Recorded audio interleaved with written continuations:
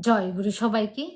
পরম পূজ্যপাদ শ্রী শ্রী আচার্যদেব বলছেন, ওই ফটোর মধ্যে ঠাকুর আছেন, ওই সিংহাসনে ঠাকুর আছেন, ওই বাড়িতে ঠাকুর আছেন, ওই দেবালয়ে ঠাকুর আছেন, ওই মানুষের মধ্যে ঠাকুর আছেন।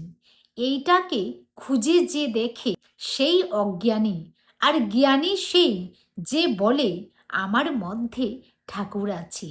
এটাই হচ্ছে জ্ঞানের কথা। আমার মধ্যে ঠাকুর আছে। মন্থন করলে যেমন ননির উত্থান হয়, সেই রকম আমিও জাগিয়ে তুলব তোমাকে। আমার ভিতর থেকে তোমাকে প্রকাশ ঘটাবো। আমি যেরকম ভাবি, ভাবার খাক্তি আছে, সেটা আমারই খাক্তি। এরকম করে নিরন্তর প্রকাশ করতে থাকি, তাহলে মানুষ একদিন বলবে যে এই মানুষটা ঠাকুরের মানুষ।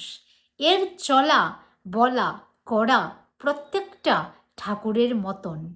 এর ভাবনা চিন্তা সমস্ত কিছু যা আমি ঠাকুরকে বুঝি, সেই রকম আচরণে অভ্যাস করতে থাকি বুদ্ধি করে।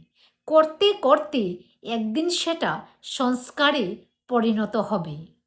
এই যে বুদ্ধি করে ঠাকুর কীরকম বলেছেন, সেটাকে বুঝে নিয়ে চলার চেষ্টা করি। এটাই ঠাকুরত্ব জাগা।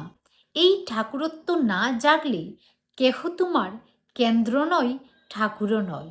জয় গুরু।